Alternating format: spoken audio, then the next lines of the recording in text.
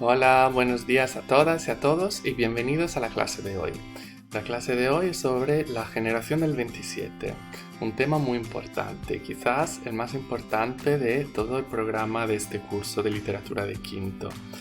Bueno, ya hemos hablado de otra generación en literatura, la generación del 98, y también ya hemos introducido un poco el contexto de este siglo, del siglo XX, hablando de la importancia de la Segunda República Española, de sus avances y también de sus problemas, y también, evidentemente, de la Guerra Civil Española. Entonces, en este contexto histórico es cuando se desarrolla esta importante generación. Entonces, vamos a ver el PowerPoint. Como veis, he puesto como subtítulo La Edad de Plata en la literatura española.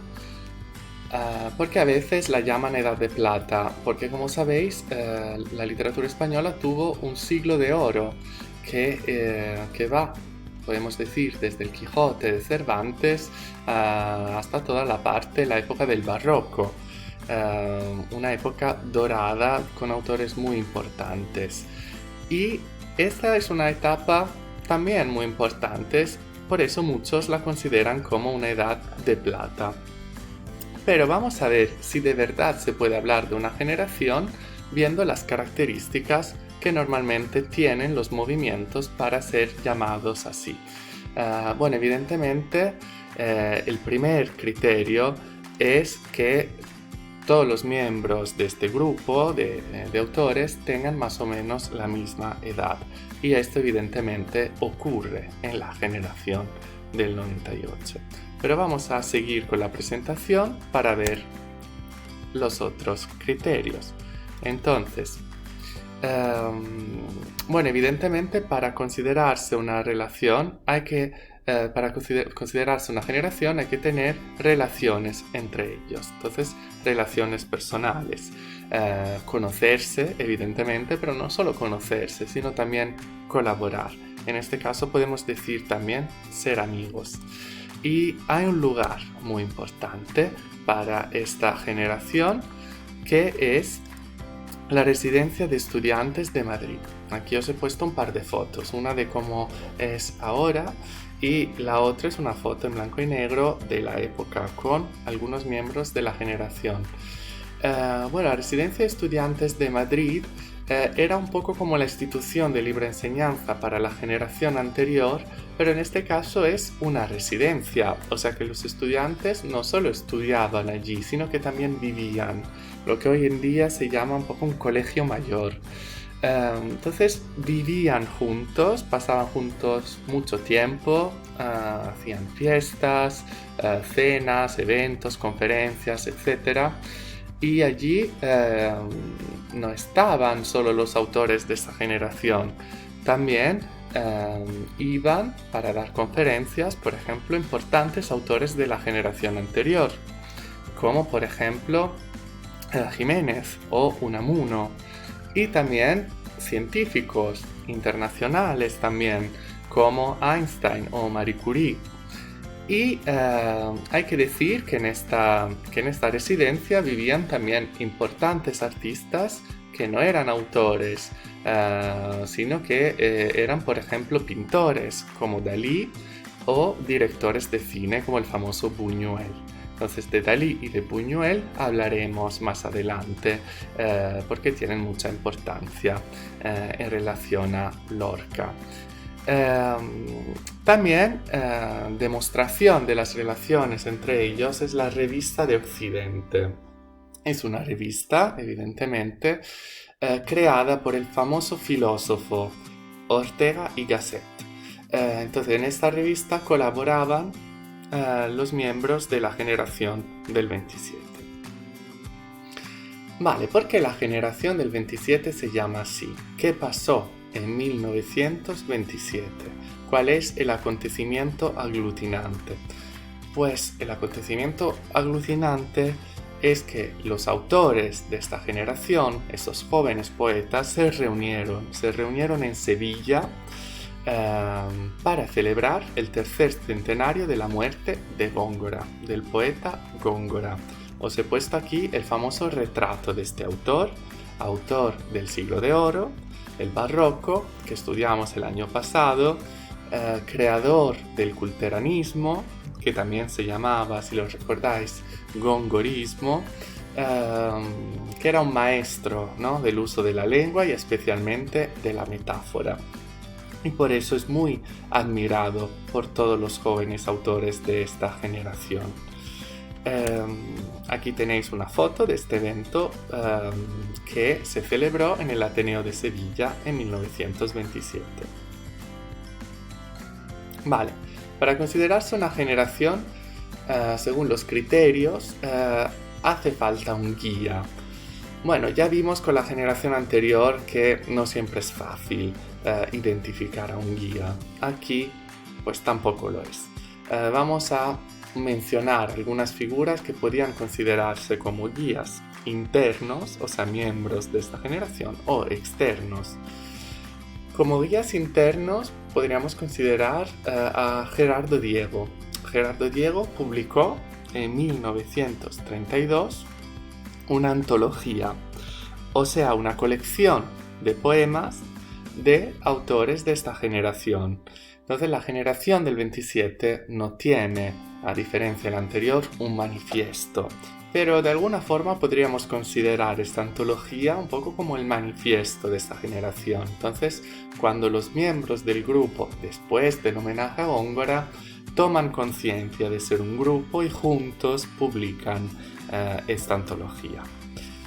Otra figura hipotética de guía de la generación es Federico García Lorca, el más famoso, no solo en España, sino también a nivel internacional, la figura más carismática de todos. Pero también podríamos considerar como guías algunas figuras externas, o sea, mejor dicho, más que guías, unos modelos, ¿no?, que se sirvieron como inspiración a los jóvenes poetas del 27. Bueno, el primero ya lo hemos mencionado hace poco, o sea, Góngora. También, evidentemente, Bécquer, que como sabéis revolucionó totalmente la poesía española y se puede considerar como el primer poeta contemporáneo con su visión de la poesía natural, breve, seca, desnuda de artificios. Y también un autor importante de la generación anterior, o sea, Jiménez.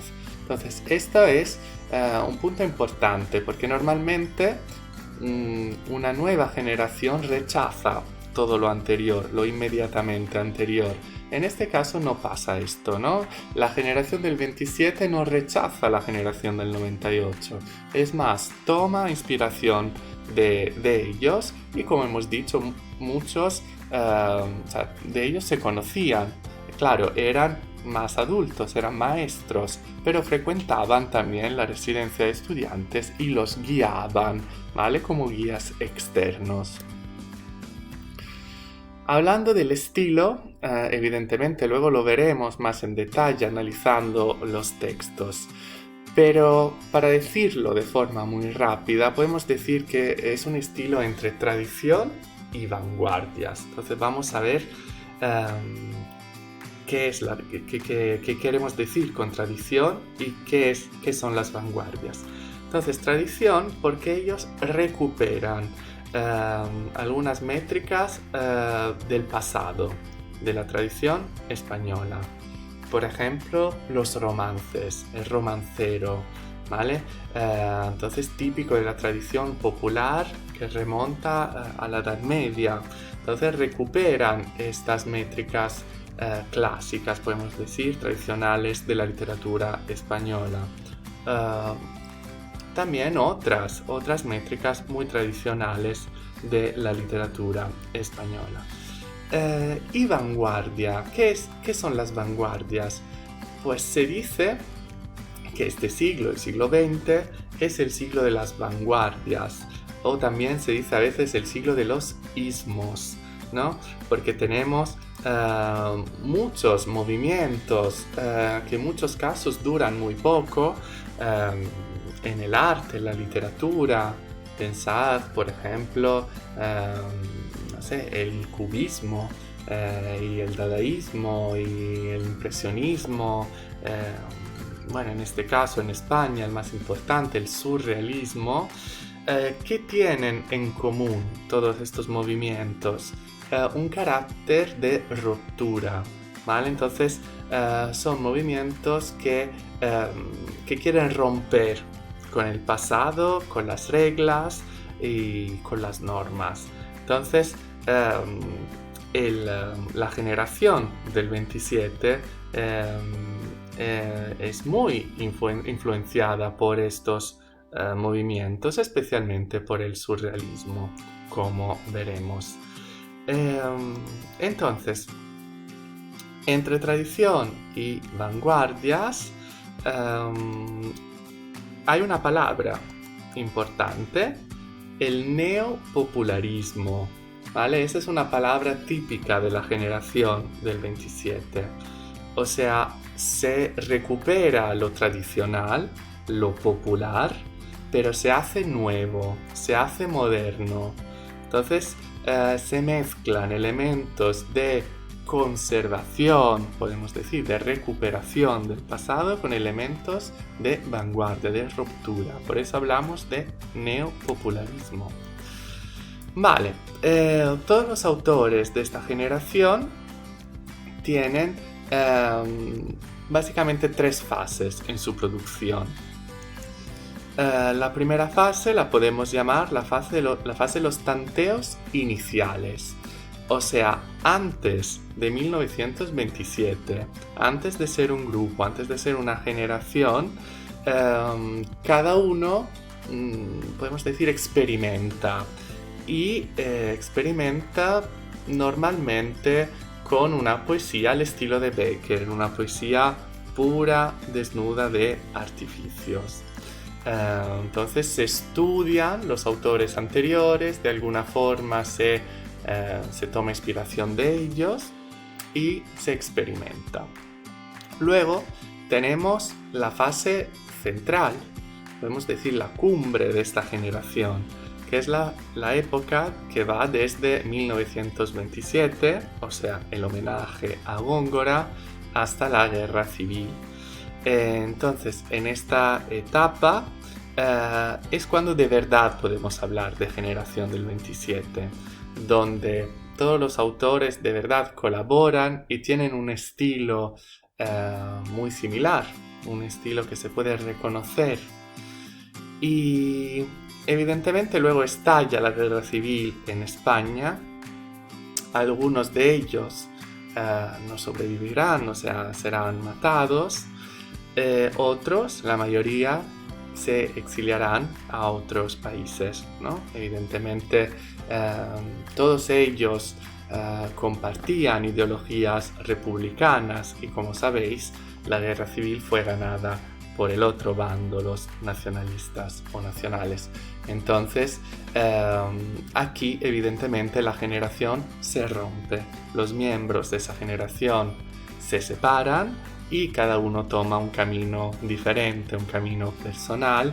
En muchos casos, evidentemente las temáticas se hacen más oscuras, más sombrías, donde la angustia de la guerra, la soledad, se convierten en temas, la soledad del exilio, por ejemplo, en temas muy importantes de esta última etapa. Bueno, entonces hemos terminado con la clase de hoy. Por cualquier cosa, preguntas, etcétera, sabéis cómo podéis escribirme. Aquí tenéis también mi dirección email, pero bueno, a través del registro online o de WhatsApp podéis compartir vuestras dudas. Entonces, muchas gracias por seguir esta clase y hasta pronto.